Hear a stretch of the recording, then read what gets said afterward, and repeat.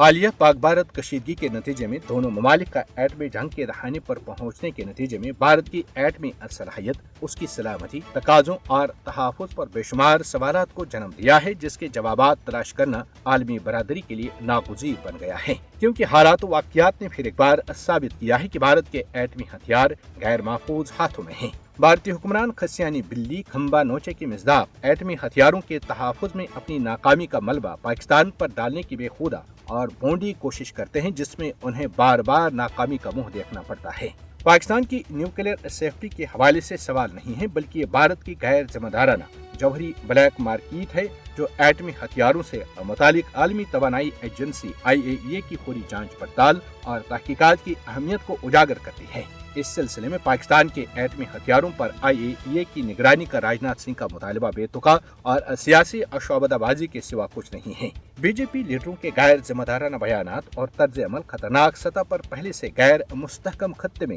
جوہری کشیدگی میں اضافہ کرتے ہیں۔ بھارت میں تابکار مواد کی مسلسل چوری اور اسمگلنگ اس کے جوہری سلامتی کے ضمن میں واضح خامیوں کو بے نقاب کرتی ہے۔ بھارت میں 1994 سے لے کر اب تک اعلیٰ درجے کے یورینیم کی 1 درجن سے زائد چوری کے واقعات رپورٹ ہو چکے ہیں، جو کہ ایک سنگین معاملہ ہے جس سے آسانی سے نظر انداز نہیں کیا جا سکتا۔ بھارت میں تابکار مواد کی غیر قانونی تجارت بھارت میں نیوکلیئر ہتھیاروں پر سیکیورٹی پروٹوکول کے بارے میں خوفناک سوالات کو جنم دیتی ہے۔ بھارت کا ناکام جوہری حفاظتی فریم ورک عالمی سلامتی کے لیے براہ راست خطرہ ہے، لہٰذا بین الاقوامی برادری کو بھارت کے radioactive smuggling network کی مکمل تحقیقات کا مطالبہ کرنا چاہیے۔ بھارت کو جوہری مواد کی چوری پر جواب دہ ٹھہرایا جانا چاہیے۔ جوہری مواد کی حفاظت میں مودی حکومت کی حد درجہ غفلت علاقائی اور عالمی سلامتی کو شدید خطرات سے دوچار کر رہی ہے۔ اس سلسلے میں IAEA کو نیوکلیئر سیفٹی پروٹوکول کی بار بار خلاف ورزیوں پر نہ صرف بھارت کی سرزنش کرنی چاہیے، بلکہ اس کے ایٹمی ہتھیاروں کو اپنے قبضے میں لینا چاہیے۔